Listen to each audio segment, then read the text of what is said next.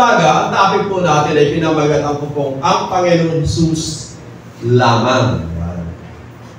So, tayo po muna ay saglit na yumawa. Tayo po ay manalangin. Muli o Diyos, sa pangalan po ng aming Panginoong Jesus, sa iyo po namin ipinagkakatiwala ang pakikinig po namin at pagbabasa po namin ng iyong mga salita.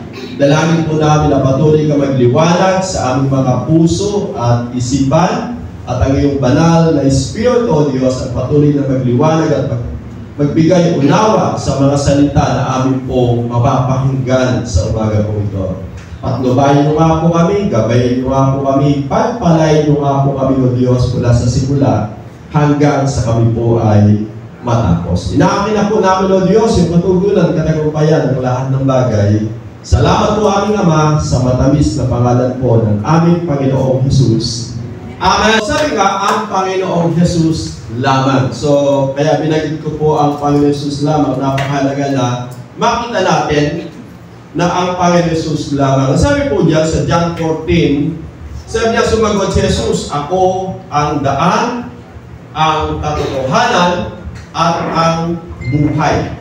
Walang makakapunta sa Ama kundi sa pamamagitan ko. Sabi po dito ni Jesus, ako ang daan, ang katotohanan, at ang buhay. Walang makakapunta sa Ama kundi sa pamamagitan ko. And sa aklat ko nagawa, sa Kanya lamang matatagpuan ang kaligtasan, sapagkat walang ibang pangalan sa buong daigdig na ibinigay ng Diyos sa mga tao upang tayo ay maligtas. Kaya pinamagatan ko po ang topic po natin sa umaga pong ito ay ang Panginoong Jesus lamang. Sabi nga, siya lamang po yung dapat nating kilalanin sa palatayanan at paniwalaan bilang mga tao na mananampalataya po ng Diyos. So, point number 1, binigyan ko po na ang Panginoong Jesus lamang ang tagapagligtas. Naniniwala po ba tayong lahat na ang Panginoong Jesus lamang yung ating tagapagligtas? Kasi may mga mananampalataya na at matagal ng mananampalataya, hindi pa sila komportable sa ating Panginoong Jesus. Kinakailangan isama po si Jose, kailangan isama pa si Maria, at saka po yung ating Panginoong Jesus. So ngayong umaga, gusto ko pong makita natin na ang Panginoong Jesus lamang ang tagapagligtas. Ang sabi po dyan sa Matthew chapter 1 verse 21, magsisilang siya ng isang batang lalaki at Jesus ang ipapangalan mo sa sanggol sapagkat ililigtas niya ang kanyang bayan sa kanilang mga kasalanan. Alam niyo po ba, walang ibang isinilang dito sa ibabaw ng mundo na tagapagligtas ng lahat ng tao maliban sa ating Panginoong Jesus lamang. Amen! Wala na pong iba. Hindi po si Apostol Pablo, hindi po si Apostol Pedro, hindi po si Saint Joseph o sinumang mga tao na nakilala po natin na sumampalataya at nanampalataya sa ating Panginoong Jesus. Kasi madami po na mga tao hanggang ngayon, gusto po nila madami po yung kanilang tagapagligtas. Kaya marami po silang dinadalanginan, pinupuntahan, nilalapitan, kasi gusto po nila marami. Pero isa lamang po yung tanging tagapagligtas. Walang iba kundi po yung ating Panginoong Jesus lamang. Amen! Baka po kayo madami pa. Bawasan na po ninyo. Isa na lang. Amen! Kasi, yun lamang po yung tama na sinasabi po ng salita po ng Diyos. Kasi nabuhay po tayo, di ba? Ang dami po nating nakilala at ipinakilala ng ating mga magulang. Kasi noon, hindi pa po tayo nagbabasa ng salita po ng Diyos. Subalit ngayon, napakapalad ko dahil tayo po lahat ay nakikinig na at nagbabasa na po ng salita po ng Diyos. Amen! At dito, ipinapaunawa ng Bible, ang isinilang na tagapagligtas, walang iba, kundi po yung ating Panginoong Jesus lamang. Hindi po sinabi na ang tagapagligtas natin ay si ganito, si ganyan, hindi. Ang sinabi po ng Biblia, at dahil naniniwala po tayo sa ang Biblia ay salita ng Diyos at ito po ay salita ng Diyos, ang sinulat po dito ay walang iba kundi po yung ating Panginoong Jesus lamang. Siya po yung tanging tagapagligtas. Amen! Hindi po relihiyon. Kasi yung iba, pananaw nila, ang kanila pong relihiyon ang makapagliligtas sa kanila. Wala pong relihiyon na makapagliligtas sa tao kasi wala pong relihiyon na ipinanganak dito sa ibabaw po ng mundo. Kundi ang relihiyon, bahagi lamang po ito ng mga tao na nagsasama-sama upang manampalataya at kumilala sa ating Panginoong Jesus. Kaya maliwanag po dyan na ipinakita ng Bible na si Jesus lang yung isinilang na tagapagligtas. Pangalawa, sabi po sa Acts 4:12 na binasa natin kanina, sa Kanya lamang, sabi po dito, sa Kanya lamang matatagpuan ang kaligtasan sapagkat walang ibang pangalan sa buong daigdig na ibinigay ng Diyos sa mga tao upang tayo ay maligtas. Kakaiba po yung pangalan Jesus. Sabi nga, sa buong daigdig, yung pangalan Jesus lang yung ibinigay upang tayo po ay maligtas. Amen! Kaya kung iba po yung tatawagan mo, hindi ka maliligtas. Lalo na kapag lumindon. Ano tinatawagan po ng mga magulang po natin noon? Mabuti, hindi si Samson, di ba? O si Policarpio daw. Wala nga po sa Bible. Buti pa si Samson, nasa Bible. Kasi si Samson malakas. Yung mga nag-uuntuga mga pater, pinipigil po niya. Pero hindi pa siya tama, di ba? Kasi ang sabi ng Bible, sa Kanya lamang matatagpuan ang kaligtasan sapagkat walang ibang pangalan. Hindi po sinabi niya na ang pangalan niya ay Juan. Hindi po niya sinabi ang pangalan ay Pedro, di ba? Kundi sabi niya, walang ibang pangalan sa buong daigdig. Ibig sabihin, buong daigdig. Hindi lang po buong Pilipinas. Bagamat po sa ibang lugar, sabihin na po natin yung totoo, sa ibang lugar, ang kinikilala po nila ang mga pangalan ay iba. Sabi ko nga, sa lugar po ng Hapon, Buddhism po sila doon. Ang kinikilala po nila doon ay si Buddha. Yung sa Incheck, ang kinikilala po nila ay yung Dragon. Di ba? Kaya po may Chinese, ano po sila, New Year. At ang matungkot po doon, lalo na po sa India. Sa India po, ang dami. Pati po ata, alam mo, sinasamba po doon, baka. Kaya napakapanad mo na tayo po mga Pilipino ang ipinakilala na tagapagligtas natin. Walang iba, kundi po yung ating Panginoong Jesus lamang. Amen! Napakapanad po natin. Sabi ko nga, nung ako ay bata pa, kagaya din po natin ng mga kabataan ngayon, naligaw po ng landas. Gusto po natin na maging maka-Diyos. At ang ginagawa po namin noon, nakikipag-unahan po tayo nagpapasal. Nagbubuhat. Kasi yun po yung paniniwala natin, di ba? Yun po yung pananampalataya natin. Lalo na ito sa ating ginagawa na yun, maliligtas po tayo. Kaya lang, kung nagbasa po tayo ng Bible, hindi pala siya kalugod-lugod sa palingin po ng Diyos. Kaya napakaganda na malaman natin na walang ibang tagapagligtas at makapagliligtas sa tao sa buong daigdig maliban lamang sa ating Panginoong Jesus. Kasi ang binanggit po niya, no? Sa buong daigdig na ibinigay ng Diyos sa tao, sa mga tao upang tayo ay maligtas. Kahit Pilipino ka, American ka, Inchik ka, o ano ba? African ka, ang dapat mong kilalanin na tagapagligtas, walang iba kundi yung ating Panginoong Jesus lamang. Amen! Hindi po yung mga kinamulatan po ng iba't ibang mga bansa. At ang malungkot po nun, sa lugar po ng mga komunista, wala po silang kinikilalang Diyos. At iisip po kasi sila. So, ang paniniwala po nila ay kinakailangan lang yung mga tao pantay-pantay sa kanilang paghahanap buhay. Kung magkano yung sweldo ng isa, kahit president, kahit na manager, kahit priyado siya, parang kayos lang. Yun po yung kanilang pananaw. Pero tayo, napakapalad natin sa buhay spiritual, natutunan po natin at ipinaunawa po sa atin na walang ibang tagapagligtas kundi po yung ating Panginoong Jesus lamang. Yung mga tao na kinikilala po natin, si Apostol Pablo, si Apostol Pedro, si Apostol Santiago, sila po yung mga tao na kagaya natin na nanampalataya sa ating Panginoong Jesus na dapat natin silang gawing mabuting halimbawa kung paano po sila nabuhay bilang mga tao na mananampalataya po ng Diyos. Amen!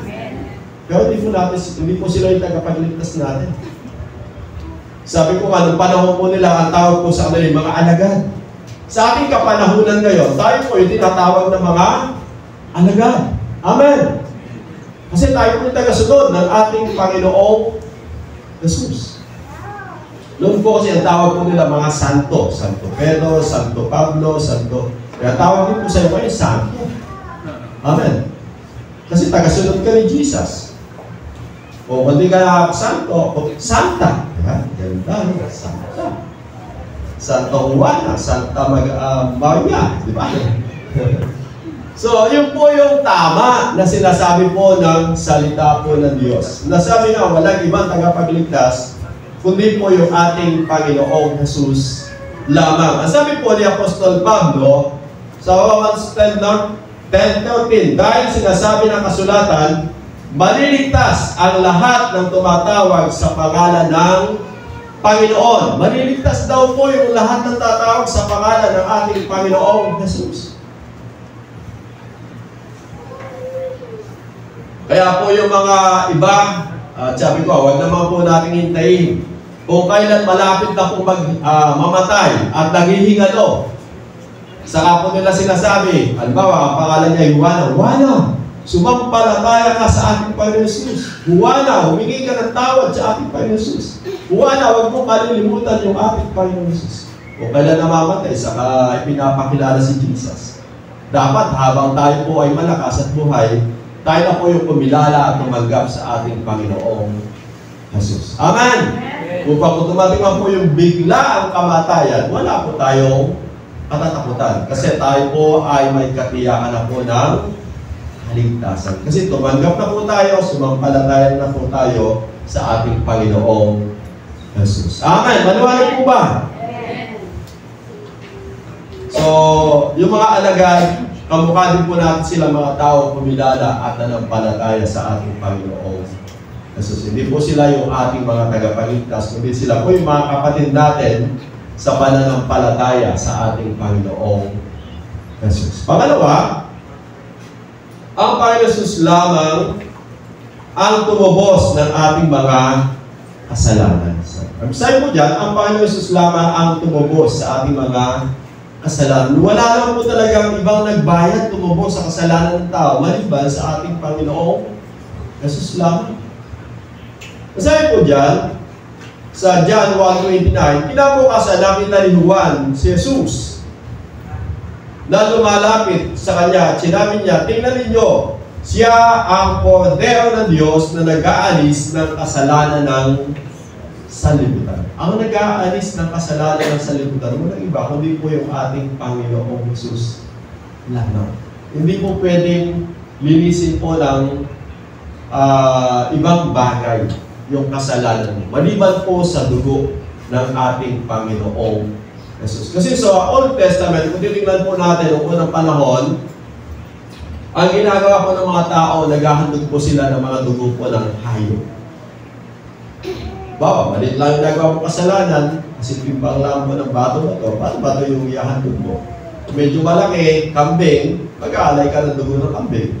Kung medyo malaki talaga, baka, pagpapatay ka mo ng baka, yung dugo mo ng baka, siya pong ihahandog mo upang malinis yung kasalanan mo. Palagay nyo kaya, kung hanggang ngayon, ganun yung kailangan gawin ng tao, maghihiyaw tayo. Ang mahal nga ng baka ngayon, magkano yung baka? Magkano po yung kambing? Kambing lang, kamahal na, di ba? 6,000, 7,000. yung mga medyo imported, 15,000. Abay, wala naman tao hindi nagkakamali. Di ba? At ang paghahandog po noon, kakaiba. Kinakailangan walang kapintasan. Hindi siya bulag, hindi siya pilay, kung wala po siya kapansanan, kinakailangan talagang ihahandog mo kasi sa Diyos eh.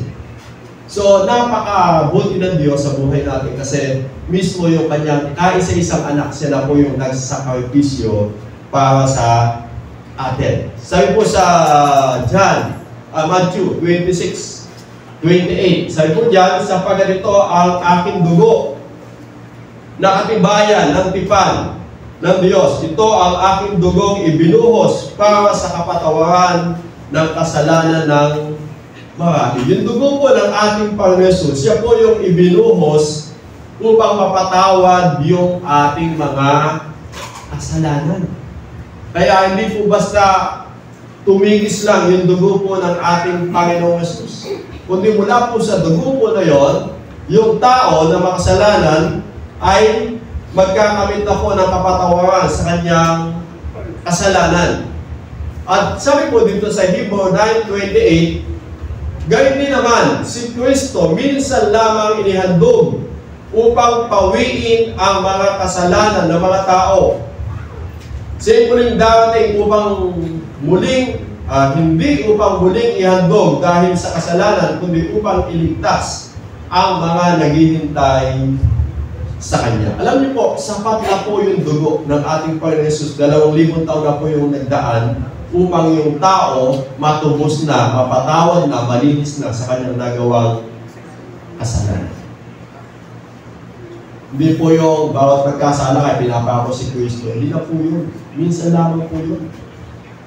At ang maganda po noon, ibinalita sa atin ni Apostol Pablo sa Romans 8:1, sabi niya dyan, kaya nga, wala nang kahatulang parusa sa mga tao ng pag-isa kay Kristo. Hindi ka nakahatulan. Bakit? Nakipag-isa ka na kay Kristo eh. Kabilang ka na sa mga taong tinubos ng ating Panginoong Jesus. Amen! Hindi ka na papasok sa paghatol. Yung mga taong totoong nakipag-isa kay Kristo Jesus, hindi na siya papasok sa paghatol. Kasi totoo din po yung salita ng Diyos, totoo din po yung pangako ng Diyos sa buhay natin. Hindi po yung sinabi ng Diyos tapos hindi niya ginagawa. Hindi po ganun yung Diyos. Kaya kung totoo kang sumampalatay, tumanggap kay Kristo, kabilang ka na sa mga taong pinatawad, pinuhos sa iyong nagawang kasalanan. At mula po doon, sabi ng Bible, kaya nga, wala nang kahatulang parusa sa mga tao na nakipag-isa kay Kristo. Hindi na napapasok doon sa sinasabi ng Bible na hatulan yung tao. Kasi sabi nga ng Bible, ang hinatulan lang doon, yung mga taong hindi nakasulat yung pangalan sa aklat ng buhay. Kaya yung mga taong hindi nakasulat ang pangalan sa aklat ng buhay, kasama sila doon sa mga hahatulan at itatapon doon sa lawa na naglalagam-lam na apoy at asupre na siyang pangalawang kamatayan. Subalit sa mga taong totoong nakipag-isa kay Kristo, wala nang paghatol.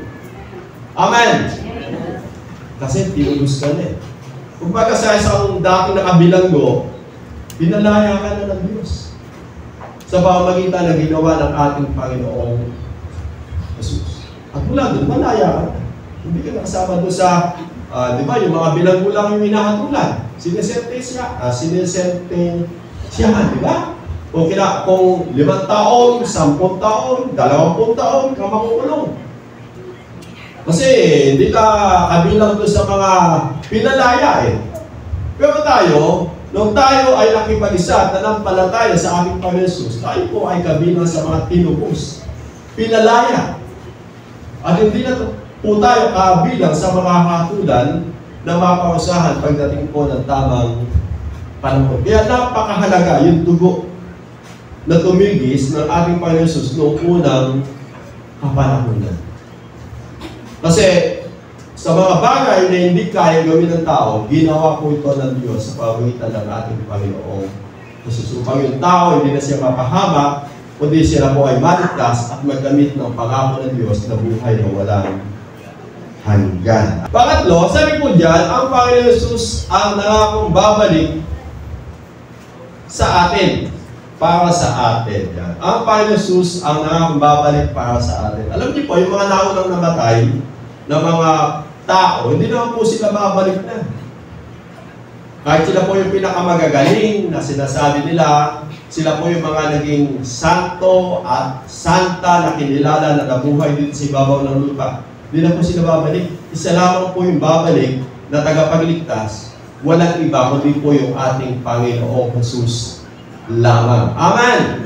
Ang sabi po dyan sa aklat po ng Matthew 24:29, pagkatapos ng kapigatian sa mga araw na iyon, magdidilim ang araw, hindi na magliliwanag ang buwan, malalaglag mula sa langit ang mga bituin. Pasinin nga po natin, malalaglag yung bituin sa langit. Gano'n madami po yun? Sunog yung mundo. Kasi naulit ko yung mga bituin eh. At mayayanig ang kapangyarihan ng kalawakan. Pagkatapos lilitaw sa langit ang tanda ng anak ng tao at mananangis ang lahat ng mga bansa sa daigdig. Makikita nila ang anak ng tao na nasa alapaap at dumarating na may dakilang kapangyarihan at kadakilaan. Sa udyat ng malakas na tunog ng trompeta, susubuin niya ang kanyang mga anghel sa apat na sulok ng daigdig at itipunin nila ang mga iniyang mula sa lahat ng dako. Alam niyo po, yung pagbabalik ng Panginoon sa hudyat ng malakas na tunog ng trompeta po ng Diyos. Mula po doon sa apat na sulok ng daigdig, mapapakinggan po yun. Kaya kapag may nagsabi sa iyo yung Panginoon nandoon sa San Fernando, huwag kang maniniwala. Kasi hindi po ganun. O kaya may sinabi sa iyo yung Panginoon nandoon, gumagawa ng himala, huwag kang maniniwala. Kasi hindi naman po ganun yung sinasabi po ng Bible. So, tingnan din po natin yung binagit po sa aklat po ng Thessalonica. Sabi niya, ito ang itinuturo ng Panginoon na sinasabi namin sa inyo, tayong mga nabubuhay pa at natitira pa hanggang sa pagparito ng Panginoon ay hindi mauna sa mga namatay na. Sa araw na iyon ay maririnig ang tinig ng arkanghel at ang tunog ng trompeta ng Diyos. Talaga may go signal. Malakas. Kagaya po na binagin po ng ating Panginoon sa aklat po ng Matthew. At ang Panginoon mismo ang bababa mula sa langit na sumisigaw at ang mga namatay na sumampalataya kay Kristo ay bubuhayin muna.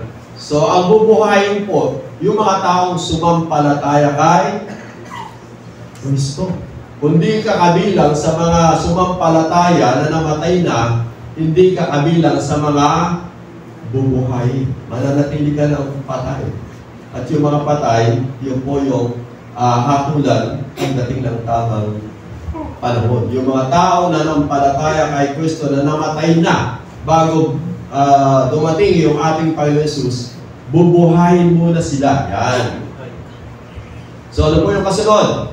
Pagkatapos, tayo namang mga buhay pa at natitira ay ibipunin sa alapaap kasama ng mga binuhay upang salubungin ang Panginoon sa impapawid. Sa gayon, makakapiling natin siya magpakailan.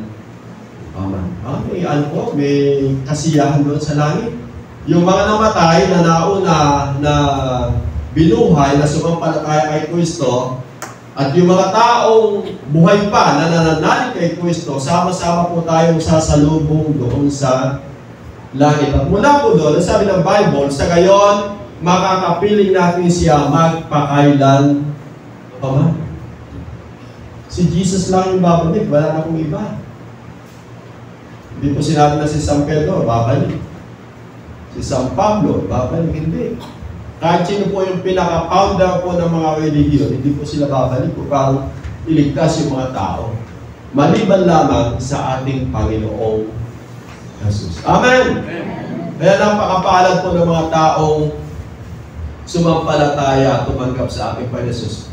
patay man o buhay, may katiyakan ka na makakasama mo yung Panginoon doon sa langit na bayan.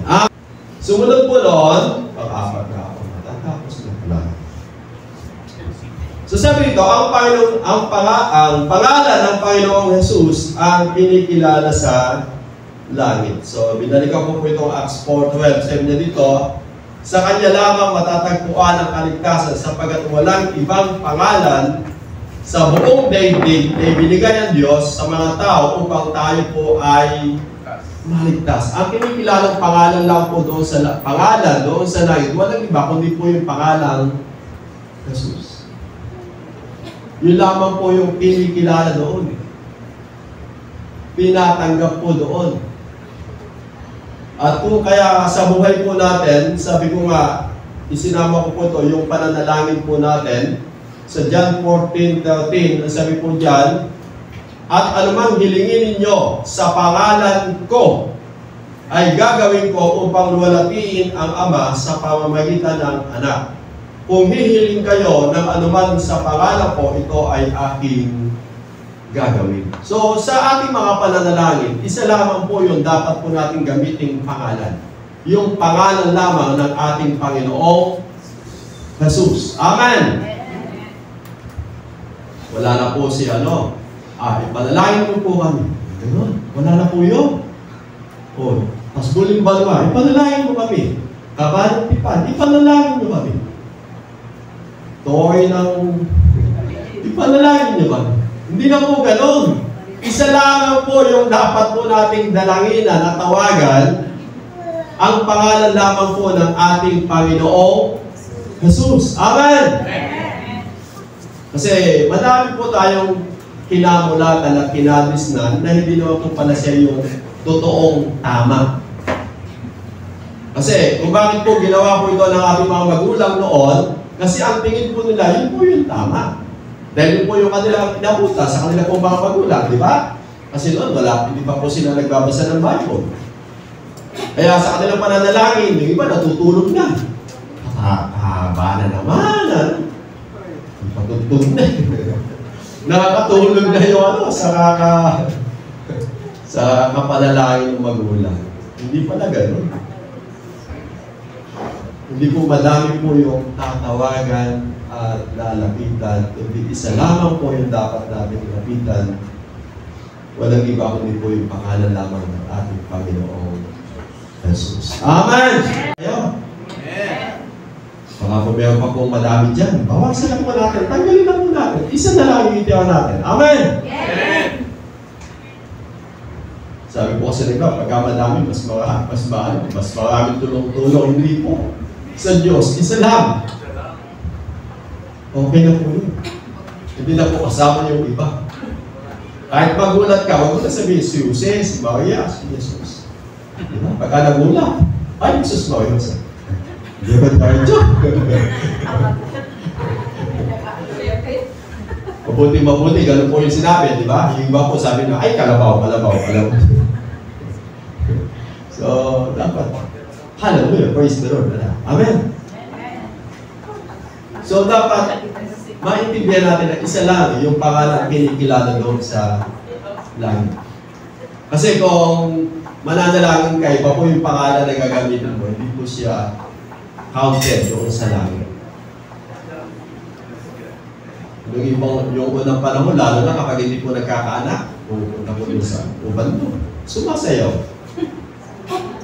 Humihingi daw po ng anak. Sabi ko, dahil sa kakulangan po ng kaalaman at kaunawaan, kaya po ganun yung kanilang nagagawa. Amen! So napakapalad po natin kasi alam natin kung sino po at anong pangalan yung gagamitin natin upang tayo po ay dinggin ng Diyos Ama doon sa ating mga pananalangin. Ang pangalan Jesus lamang. Amen! And last, matatapos na po tayo. Last verse. Yan.